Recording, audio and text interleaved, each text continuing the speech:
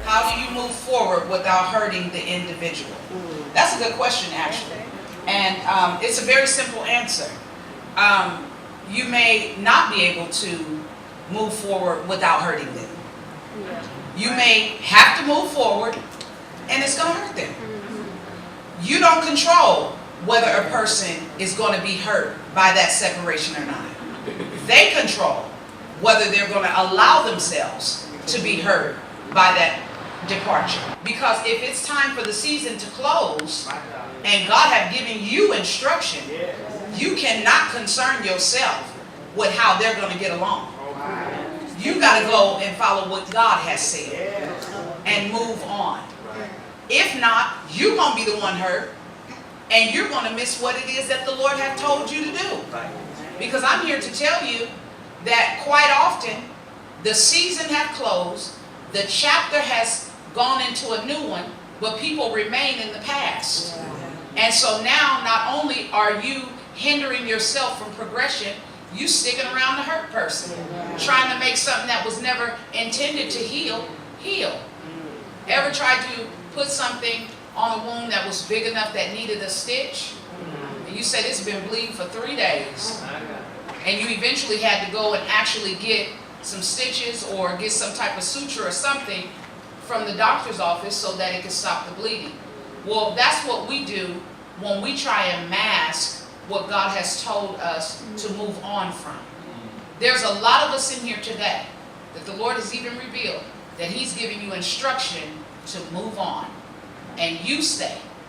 You're staying for fear of what that other person is going to have to deal with.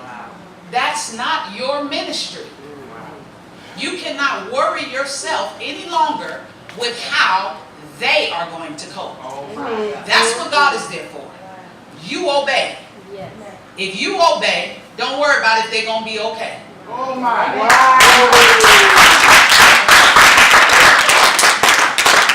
Because when we obey, somebody going to end up hurt. Obedience causes pain. Oh, it hurt us because we get out of what we're comfortable with. So no, God ain't calling us out and you're going to be comfortable. He called you out so you ain't comfortable no more. So it's going to hurt. It's going to sting. You're going to feel shaken up. You're going to cry. You ain't got time to worry about that person. You got to heal from obeying God. Let them deal with God. Let God. It's plenty of God to go around.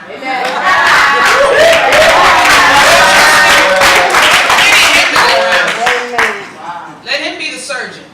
You can't operate on nobody and you sick. No, someone that needs a surgeon cannot be a surgeon.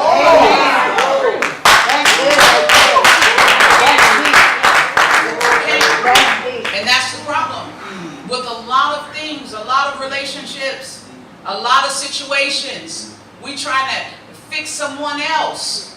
God said, come on out from amongst them. You have to understand that there comes a point in time in life where people have served their purpose.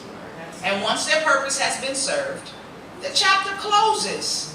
It's time now for a new chapter to be wrote. Amen, someone. Amen. You cannot bring someone from desolation over into what God is calling you to thrive in. Amen. You got to remember, in every book, there's a chapter, typically in a chapter book, right? Well, in each chapter, there's a different series. There's something typically going on different in the next chapter. Very seldomly does that chapter include what the last chapter entailed. So some people have served their purpose. They were wrote for chapter 3. God's trying to get you to chapter 5 and above. If you keep remaining in chapter 3, you'll never get the contents of the book.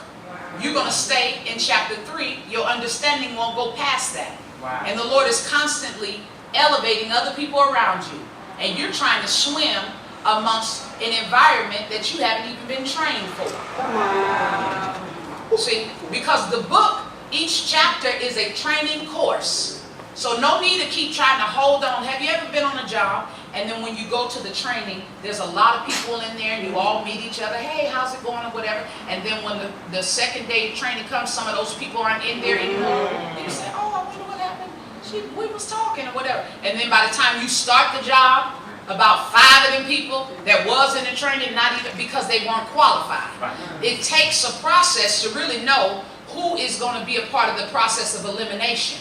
And some of the people that are connected in your life right now, this is the process of elimination, and now it's time for you to start the job. But if you keep trying to hold on to someone that's not qualified for the job, then you're going to not only bring an unqualified person to you, you're going to disqualify yourself simultaneously.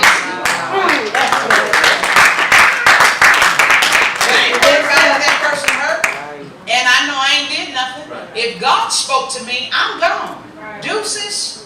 Because if it were meant for you to be a part of my life, the Lord would have us linked up together. I'm not afraid anymore of people going on. I'm not afraid anymore of how a person is going to think. I'm not afraid anymore of what people will say. Why? Because I'm free. That's right. And when God sets you free, you'll be free indeed. I'd rather obey God than to have allegiance to man. And sometimes, let's say this, most of the time, obeying God is going to cause you to have to disobey a human being.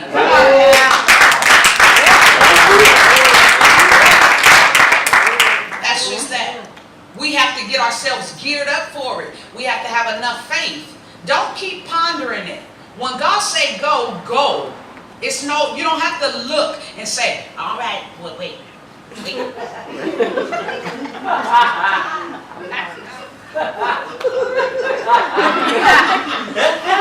Go! Don't worry about it. Don't even let the enemy get you in a place of trying to ponder, because when God gives you instructions, sometimes you won't understand it, but He will lead you down a road that won't be a misunderstanding. So you're not going to understand the instructions sometimes. But one thing about God is He'll give you the provision for the instruction. And that's what faith is. Faith is not knowing all the time what's going to happen, but having the faith to believe that God's going to lead and guide me throughout this instruction. Can anybody tell me what was the first thing that got Abram in trouble? What got him in trouble? What was the first thing? God. He disobeyed God. And how did he disobey God? Didn't listen to the instruction He told him. And what did He tell him? He told him to go out and search the... get away from his people. Okay, he said, yeah, get away from his people. He did that. Okay. Watch this. What did he do? The first thing he did was actually he brought his father-in-law with him. The second thing he did, and people tried to clean it up scripturally and theologically, they tried to excuse the fact that he brought Lot with him. But this is how you understand that he wasn't supposed to bring Lot with him. The minute he introduced Lot with him into the land, there was conflict. Because there was not enough room for both of them to exist. So Abram, instead of just saying, Lot, you know what, we made a mistake going about your business, he decided, even though God told him, hey, you can have all of this. He said, Lot, I love you so much, you can take the better part, and I'm going to just be over here. The minute he did that, the next thing that happened was conflict. Lot got himself in trouble, and Abram had to go get him. Everybody can't go where you're going in God. So we make familial ties with people who, number one, are not family. Number two, can't go where we're going. That's what makes it so difficult for us to let folks go. Because we're trying to treat people like family who are not family. Wow. Even in our own families. Can I just break this way down to you? See, I'm from where people. I'm a New Yorker. I'm from New York City. Right. I'm from Wash Heights, Harlem, whatever you want to call it.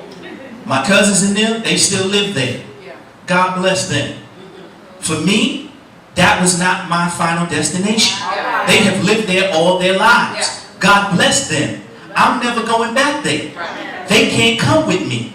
See, because when they come with me, here comes trouble, here comes strife, here comes division, here come I owe you. Oh, cousin, you owe me. I don't owe you anything. Right. God called me to a walk. I I must walk this walk. And I don't have the time. It sounds cold, but I don't have the time to obsess over your feelings over the fact that you can't hang with me no more. Oh, that's good. It's real good. I mean, it sounds cold. This is what okay, here's another biblical application. Jesus sent the disciples out to pray. Right. He gave them specific instructions. He told them go by two, because you never go by yourself because you don't know what hood you're going into. That's real. That's real. Yeah. You got to watch each other back. That's real. Right. Okay. Call inside. The next thing he told them, he said, pray for folk and do these things. And if they don't receive you, take the sandals off your feet, shake the dust off it, and keep moving. Jesus himself left on record saying, hey, I had to leave here because of their unbelief. I couldn't work any works. So now if Jesus says, I can't hang out here because can't nobody get with me, why am I tripping off of, hey, Pastor Sosa, I gotta go because I can't operate here anymore. Oh, well, if you love me, so then they drop the love on you. Well, if you love me, you would stay. I'm like Tina Turner. What's love got to do with this? No, because I love you, I've got to go. Because if we stay together, we will never reach our destination. That's right. So if it means leaving someone behind, here's another example. In the Bible, do you know that when they were in the desert and the temple or the tent had to move, you had a specific job. If you didn't catch up and pick up your piece and go, guess what happened? You got left. And then if you had enough to show up where they got to, guess what happened to you? You found out you was replacing and they killed you because you wasn't on your job. So stop being the death of other people because you don't want to let them go.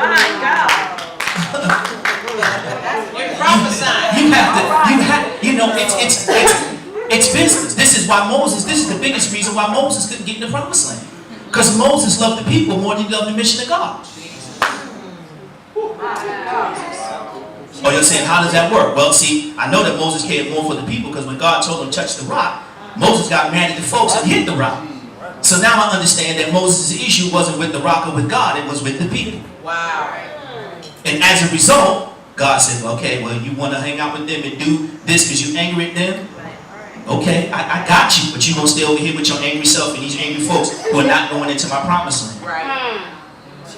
You gotta let folks go. I don't care if that's Boo, if that's, JoJo, Nim, whoever. Lord Jesus, you gotta let them go. Where my athletes in the house? Rolling around here with posse. That's my homeboy. They was down with me, so I'm gonna keep them on payroll. You are crazy.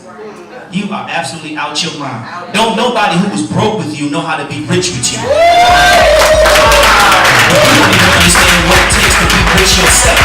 Girl talk. Girl talk show. Girl talk. Girl talk. Girl talk show.